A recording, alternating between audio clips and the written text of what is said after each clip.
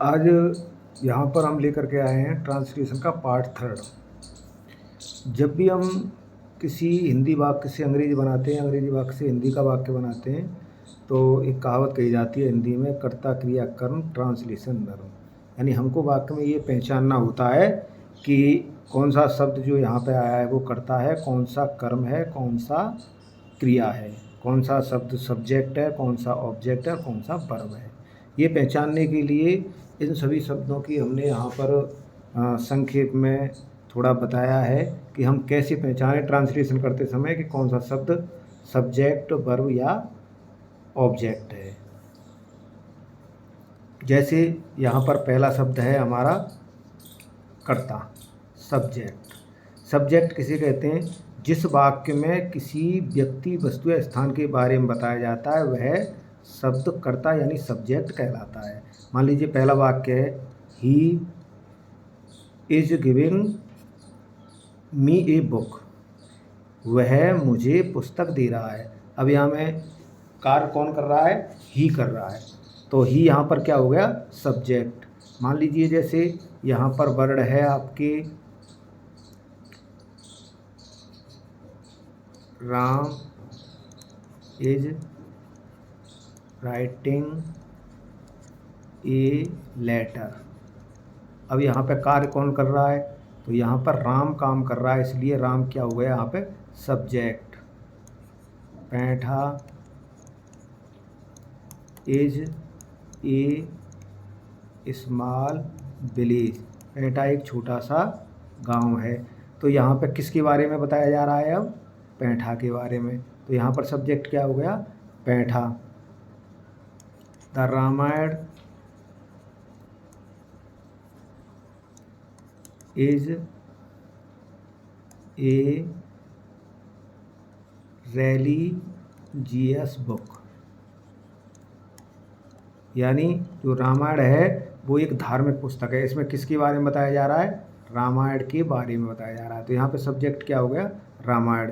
कहने का मतलब है जिस वाक्य में किसी व्यक्ति, जिस व्यक्ति के बारे में बताई जाए, जिस वस्तु के बारे में बताई जाए, जिस स्थान के बारे में बताई जाए, वो आपके सब्जेक्ट होते हैं, बशर्ते कि पूरा वाक्य उन पर निर्भर हो। जैसे हमारे Ram is writing a letter, यहाँ इज राइटिंग ए लेटर वो निर्भर है राम पर। इज ए स्मॉल विलेज ये निर्भर है पैंठा पर। और इज ए रिलीजियस बुक ये सभी शब्द निर्भर हैं आपके रामायण पर। तो जहाँ पर किसी व्यक्ति, वस्तु, स्थान के बारे में जो ऐसा शब्द हम देखते हैं कि यह इस वाक्य में किसको प्रमुखता दी जा रही है, किसके बारे में बताया जा रहा है, वो आपका सब्जेक्ट होता है। ठीक उसी प्रकार हमारा दूसरा जो इसमें शब्द आता है वो आता है वर्ब का। वर्ब का जो डेफिनेशन होती है वर्ब की, वो हमें ये बताती है, पिछले ट्रांसलेशन पार्ट 2 में वर्ब की डेफिनेशन को बताया गया था कि verb is a word which denotes an action, यानी जो हमें कार्य के करने या होने का बोध कराता है शब्द, वो आपका वर्ब होता है। राम इज प्लेइंग, राम क्या कर रहा है? प्लेइंग यानी खेल रहा है। तो यहाँ पे प्लेइंग क्या हो गई? आपकी वर्ब। वर्ब आपकी जो ट्रांसलेशन हम जिस समय करते हैं उस समय आपकी वर्ब दो प्रकार की आती है। एक तो उसमें हेल्पिंग वर्ब आती है जो सहायक क्रिया होती है। ये वे क्रियाएं होती हैं जो टेंस बनाने में मुख्य क्रियाओं की सहायता करती हैं। मान लीजिए यहाँ पे ये वाक्य है, he is giving me a book. तो इसमें जैसे ही is giving me a book, ये वाक्य आपका। इसकी जैसे मैं हिंदी की तरफ से समझा रहा हूँ, यहाँ इसका अर्थ है वह मुझे पुस्तक दे रहा है। अगर मान लीजिए इसकी जगह पर हम बाज का प्रयोग कर दें, ही बाज गिविंग मी ए बुक, वह मुझे पुस्तक दे रहा था, ये वाक्य आपका था प्रेजेंट कंटिन्यूअस का। और ये यहाँ पर बाज लगा देंगे तो ये हो जाएगा आपका पास्ट कंटिन्यूअस का। और यहीं पर अगर हम विल बी का प्रयोग करें, he will be giving me a book, तो ये हो जाएगा आपका फ्यूचर का। तो अब इन शब्दों के हिसाब से जो ये शब्द आए हैं, इन शब्दों के हिसाब से हमारे टेंस बन रहे हैं। इज के हिसाब से प्रेजेंट कंटिन्यूअस, बाज के हिसाब से पास्ट कंटिन्यूअस, और विल बी के हिसाब से फ्यूचर कंटिन्यूअस। तो ये क्या हो गई फिर, जब इन शब्दों के हिसाब से ये टेंस बन रहे हैं और इनके बदल जाने से टेंस बदल जाता है, तो ये होती हैं आपकी हेल्पिंग वर्ब। इनको कहते हैं हेल्पिंग वर्ब, जो हमारी टेंस बनाने में सहायता करती हैं। इज के हिसाब से प्रेजेंट कंटिन्यूअस बनाया जा रहा है, बाज के हिसाब से पास्ट कंटिन्यूअस और विल बी के हिसाब से फ्यूचर कंटिन्यूअस बनाया जा रहा है। ठीक उसी प्रकार हमारी दूसरी वर्ब है मेन वर्ब। जिस वर्ब से किसी कार्य घटना स्थिति के करने या होने का बोध होता है उसे मुख्य क्रिया यानी मेन वर्ब कहते हैं। जैसे he is giving me a book. अब इस वाक्य में जो ही सब्जेक्ट है वो क्या कर रहा है, वो मुझे पुस्तक और देने का काम कर रहा है। अगर ये होता he is reading a book, वह पुस्तक पढ़ने का काम कर रहा है। तो जिस शब्द से हमें ये पता चल जाता है कि यह काम हो रहा है, यह काम किया जा रहा है, क्या काम किया जा रहा है, देने का काम किया जा रहा है।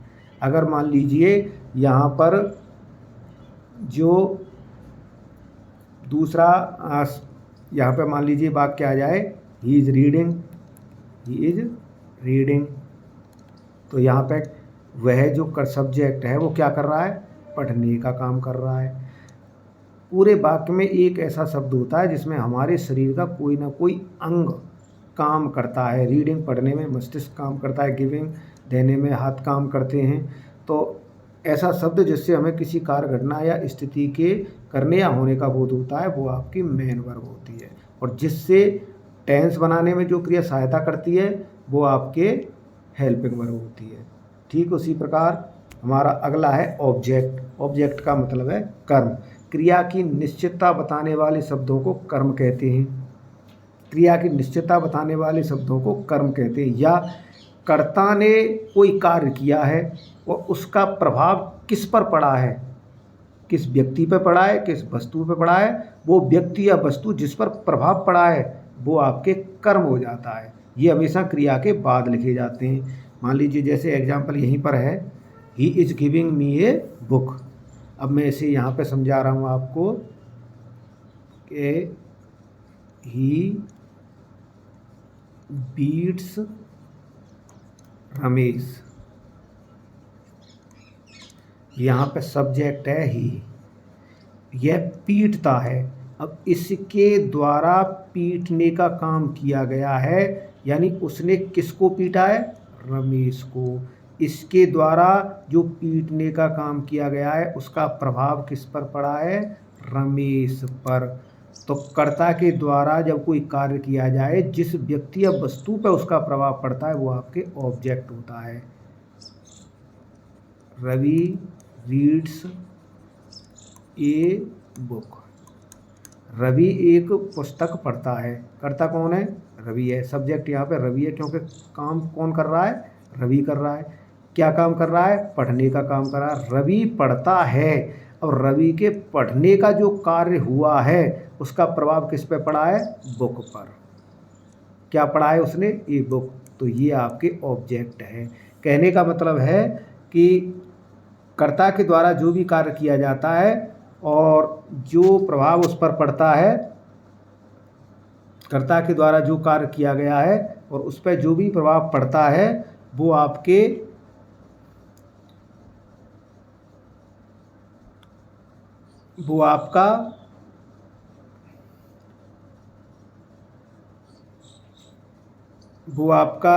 ऑब्जेक्ट होता है। इस बात को हमेशा ध्यान रखें।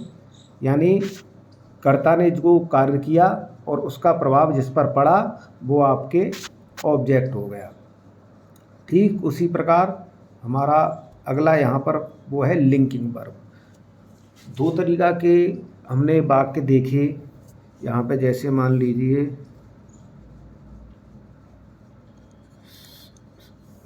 यहाँ पर ये वाक्य है कि सविता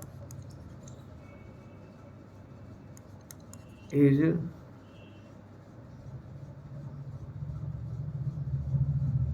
हेल्पिंग मी। सविता मेरी सहायता कर रही है। अब यहाँ पे सहायता करने का काम हो रहा है उसके द्वारा। तो ये जिस वाक्य में हेल्पिंग वर्ब आ जाए और जो उसके साथ मेन वर्ब जुड़ी हो, यानी जिस वाक्य में क्रिया दी गई हो, जिस वाक्य में किसी काम का करना या होना पाया जा रहा हो, वो वाक्य आते हैं आपके टेंस के आधार पर। जिस वाक्य में कोई काम नहीं हो रहा हो, केवल कर्ता की गुण या दोष या विशेषता बताई जा रही हों, वो आपके साधारण प्रयोग होते हैं। जैसे पेठा इज ए स्मॉल विलेज। अब इसमें आपके कोई काम करना या होना पाया जा रहा है, नहीं पाया जा रहा है, कोई काम नहीं हो रहा है, केवल ये बताया जा रहा है, पेठा की विशेषता बताई जा रही है कि वो एक छोटा गांव है।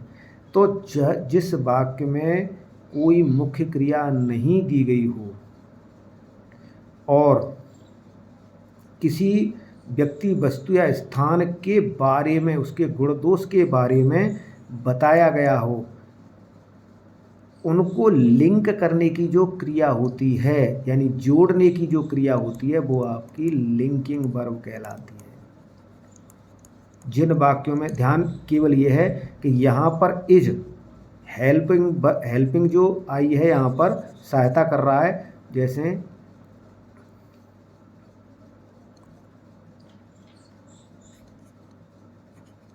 कविता वाज रीडिंग, यहाँ पर जो बाज आई है, ये रीडिंग मुख्य क्रिया की सहायक क्रिया के तौर पे आई है, टेंस बनाने में सहायता कर रही है। कौन सा? Past continuous. इससे हमें ये पता चल रहा है कि वाक्य में कोई काम हो रहा है, ये रीडिंग मेन वर्ब है। तो जिस वाक्य में मेन वर्ब आ जाती है, उसके साथ जो वर्ब जुड़ती है वो हेल्पिंग वर्ब यानी ऑक्सिलरी वर्ब होती है। लेकिन मान लीजिए यहीं पर अगर ये वाक्य आ जाए जहाँ पर जिस वाक्य में कोई मुख्य क्रिया नहीं दी गई हो, बल्कि व्यक्ति, वस्तु या स्थान जो दिया गया, कर्ता जो दिया गया है, कविता जो है, उसके बारे में बताया जा रहा है कि वो क्या है? एक टीचर है। तो यहाँ पे कविता की विशेषता बताने वाला शब्द प्रयोग किया गया है। अगर आपके is, are, am, was, were, will be, shall be, has, have, had, इनके बाद मेन वर्ब आ जाती है, तो वो टेंस, वो आपकी हेल्पिंग वर्ब होती है फिर ये। अन्यथा की स्थिति में is, are, am, was, were, has, have, had, will be, shall be के बाद यदि मेन वर्ब का प्रयोग न हो, अर्थात ये जिस वाक्य में आए उस वाक्य में मेन वर्ब का प्रयोग न हो, तो वहाँ पर ये लिंकिंग वर्ब होती है। ध्यान रखना है इस बात को। जैसे कविता वाज ए टीचर, यहाँ पे मेन वर्ब का प्रयोग नहीं हुआ है बल्कि ऑब्जेक्ट का प्रयोग हुआ है, तो यहाँ पर वाज लिंकिंग वर्ब है। वहीं यहाँ पर वाज रीडिंग आई है, मुख्य क्रिया इस वाक्य में प्रयोग हुई है और इसके साथ टेंस बनाने में सहायता कर रही है, तो ये आपके लिंकिंग वर्ब है। लिंकिंग वर्ब का मतलब जोड़ने वाली क्रिया, योजक क्रिया, जो वाक्य के अर्थ को पूरा करे। अब यहाँ पे अर्थ वाली जो बात है वो ये है कि अर्थ को पूरा कैसे करते हैं। अर्थ को पूरा कैसे करते हैं, मान लीजिए मैं यहाँ पे ये लिख दूँ कि मनु इज, मनु है। अब यहाँ पे हमें ऑब्जेक्ट लिखना है। मेन वर्ब अगर हम लिख देंगे तो ये हेल्पिंग वर्ब हो जाएगी। अब ऑब्जेक्ट लिखना है। अगर हम इस वाक्य को यहीं पे छोड़ देते हैं कि मनु इज, मनु है, तो यहाँ पे वाक्य को पूरा करने के लिए एक शब्द लगाना अति आवश्यक है, अन्यथा की स्थिति में ये वाक्य ही नहीं होगा। मान लीजिए मनु इल, बीमार है, तो जो शब्द लिंकिंग वर्ब के अर्थ को पूरा करे वो आपका कंप्लीमेंट होता है। और अगर आ जाए मनु इज इंटेलिजेंट यहाँ पे, तो ये शब्द आपका क्या हो गया? कंप्लीमेंट हो गया। तो जो जिन वर्ब के पूरा करने के लिए हमें कंप्लीमेंट की आवश्यकता होती है, वो वर्ब आपकी लिंकिंग वर्ब कहलाती है। ये दूसरा तरीका है। जैसे Sita is a beautiful girl, तो यहाँ पर सीता और ए ब्यूटीफुल गर्ल के बीच यहाँ पर जोड़ने का काम हो रहा है। इसके द्वारा माई मदर ग्रू वीक, मेरी माँ कमज़ोर हो गई हैं। ही लुक्स, यहाँ पर ये LOOKS है, यहाँ पर स्पेलिंग को सही करें, ये LOOKS है, ध्यान रखें इस बात को। तो ये आपकी क्या हो गई? Linking verb. ये सारी लिंकिंग वर्ब उसको होती हैं। दूसरी तरीका से मैंने पहले ही समझाया आपको कि जहाँ is are am was were will be shall be has have had इनके बाद अगर मेन वर्ब आती है तो ये हेल्पिंग वर्ब होती है, अन्यथा की स्थिति में लिंकिंग वर्ब होती हैं। ठीक उसी प्रकार हमारे आगे की है कंप्लीमेंट। अभी जो पिछला चौथा पॉइंट गया था लिंकिंग वर्ब के साथ, जिन क्रियाओं को जो अर्थ पूरा करने के लिए, कुछ क्रियाएं ऐसी होती हैं जिनको अर्थ को पूरा करने के लिए जो शब्द आते हैं वो कंप्लीमेंट कहलाते हैं। जैसे अगर हम यहाँ वाक्य लिखेंगे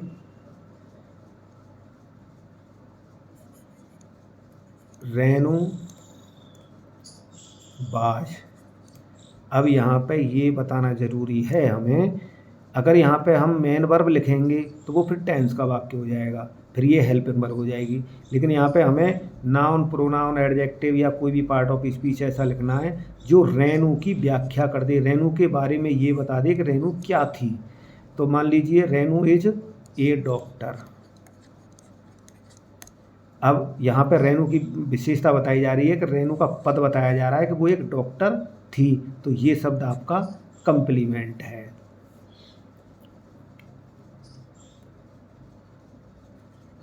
माई, अब यहाँ पे ये बात क्या जाए, माई मदर ग्रू वीक, मेरी माँ। अब हम अगर यहाँ पे ये लिख दें कि मेरी माँ और यहीं तक इस वाक्य को रहने दें, ये वाक्य यहाँ तक रहने दें, मेरी माँ हो गई, तो अब हमें ये बताने की आवश्यकता पड़ेगी कि क्या हो गई, यानी वीक हो गई, कमज़ोर हो गई, स्ट्रॉन्ग हो गई। जो भी शब्द आया है वो आपका कंप्लीमेंट होता है। तो कुछ क्रियाओं के अर्थ को पूरा करने के लिए जो आपके वर्ड हम लगाते हैं वो आपके कंप्लीमेंट होते हैं। सी वाज हियर, यहाँ पर सी वाज वह थी, कहाँ थी, हियर यहाँ थी, तो हियर आपका कंप्लीमेंट है। माई बुक्स आर, मेरी किताबें हैं, अब ये बताना आवश्यक है कि वो कहाँ है, ऑन द टेबल, मेज़ पर हैं, तो ऑन द टेबल आपका क्या हो गया, ये कंप्लीमेंट हो गया। He is near the room, near the room क्या हो गया, कंप्लीमेंट हो गया। तो कहने का मतलब है वर्ब के अर्थ को पूरा करने के लिए जो शब्द, लिंकिंग वर्ब के अर्थ को पूरा करने के लिए जो शब्द प्रयोग किए जाते हैं उन्हें हम कंप्लीमेंट कहते हैं। अगर मान लीजिए यहाँ पे समझने वाली बात यह है, अगर ये आता ही रीड्स ए बुक, तो यहाँ पर हमें ये पता चल रहा है कि कोई काम हो गया है, यानी काम हो रहा है, मेन वर्ब दी गई है, इसके बाद जो भी वर्ब आएगा वो ऑब्जेक्ट होगा। मेन वर्ब के बाद जो भी वर्ड आएगा या जिसने कार्य किया है उसका प्रभाव जिस शब्द पे पड़ेगा वो आपके ऑब्जेक्ट होगा। लेकिन अगर वहीं पर ही विल बी, वह होगा, विल बी ए मॉनिटर, वह एक मॉनिटर बनेगा।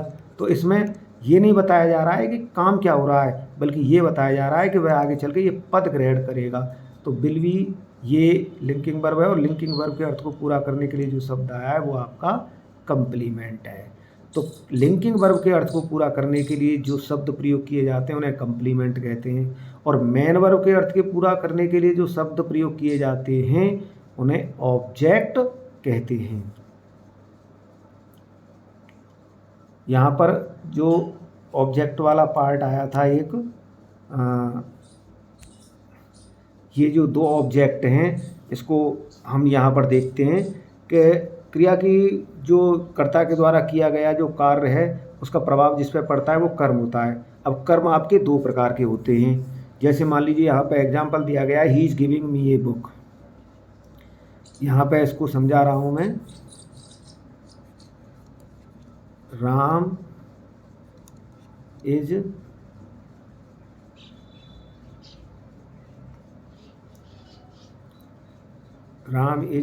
Reading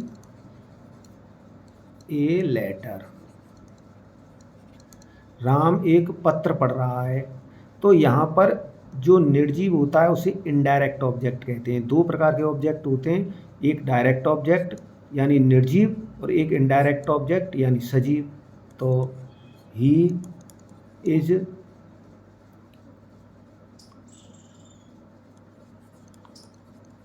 giving me a book, यहाँ पे ये वाक्य है। तो अब यहाँ जो गिविंग मेन वर्ब आई है यानी ही के द्वारा काम किया जा रहा है वो दो व्यक्तियों पर, दो पर पड़ रहा है, एक तो मी पर और एक बुक पर। यानी गिविंग जो मेन वर्ब है उसकी व्याख्या करने के लिए दो शब्द हैं, मी और ए बुक। यहाँ पे मी ये व्यक्ति से संबंधित है, मानव से संबंधित है, इसलिए ये इनडायरेक्ट ऑब्जेक्ट यानी ये सजीव ऑब्जेक्ट हुआ है। इससे हमें कोई प्राणी अथवा कोई पर्सनल प्रोनाउन सजीव जो भी हो उसका पता चलता है। और दूसरा होता है इनडायरेक्ट डायरेक्ट ऑब्जेक्ट, ये निर्जीव होता है। अगर मान लीजिए कि हम वैसे तो हमारा स्ट्रक्चर यही है कि he is giving me a book, पहले मेन वर्ब के साथ पहले इनडायरेक्ट ऑब्जेक्ट यानी सजीव कर्म को लिखते हैं और फिर आपके निर्जीव कर्म को लिखते हैं। पर मान लीजिए हमें किसी कारणवश अगर निर्जीव कर्म पहले लिखना पड़ जाए, जैसे ही इज गिविंग और ए बुक,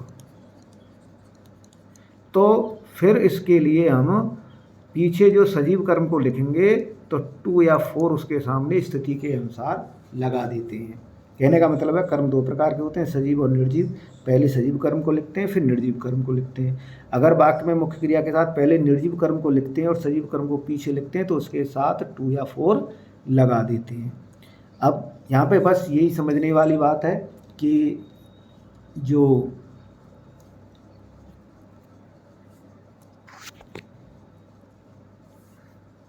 लिंकिंग वर्ब के साथ आते हैं उन्हें कंप्लीमेंट कहते हैं। जैसे गोविंद, जैसे गोविंद इज ए टीचर, तो यहाँ पर इज लिंकिंग वर्ब है, इसके साथ जो आया है वो टीचर, ये कंप्लीमेंट है। और अगर यही वाक्य आ जाए तो गोविंद इज सॉल्विंग क्वेश्चन, यहाँ पर जो इज है वो मेन वर्ब के साथ प्रयोग की गई है, इसलिए ये हेल्पिंग वर्ब है। अगर लिंकिंग वर्ब के बाद हमेशा कंप्लीमेंट आता है और helping verb plus main verb के अलावा संग जो आता है वो ऑब्जेक्ट होता है। तो हमें इस प्रकार ये सभी समझने हैं और समझ करके ये देखना है कि कौन से वाक्य में कौन सा शब्द सब्जेक्ट है, कौन सा ऑब्जेक्ट है, कौन सा सजीव ऑब्जेक्ट है, कौन सा निर्जीव ऑब्जेक्ट है, कौन सा हेल्पिंग वर्ब है, कौन सा मेन वर्ब है, कौन सा आपका लिंकिंग वर्ब है और कौन सा आपका कंप्लीमेंट है। अगर ये बात हमारी समझ में आ जाती है तो ग्रामर को समझने में हमें बहुत आसानी होगी और हिंदी से अंग्रेजी और अंग्रेजी से हिंदी का जो ट्रांसफॉर्मेशन हम करते हैं, जो ट्रांसलेशन हम करते हैं, उसमें हमें बहुत हद तक अच्छी प्रकार से अच्छी कामयाबी मिलेगी। तो यहाँ पर हम इसको बार बार रिवीजन करके देखेंगे और इसे समझेंगे कि कौन सा शब्द क्या होता है और उसे किस प्रकार प्रयोग करते हैं।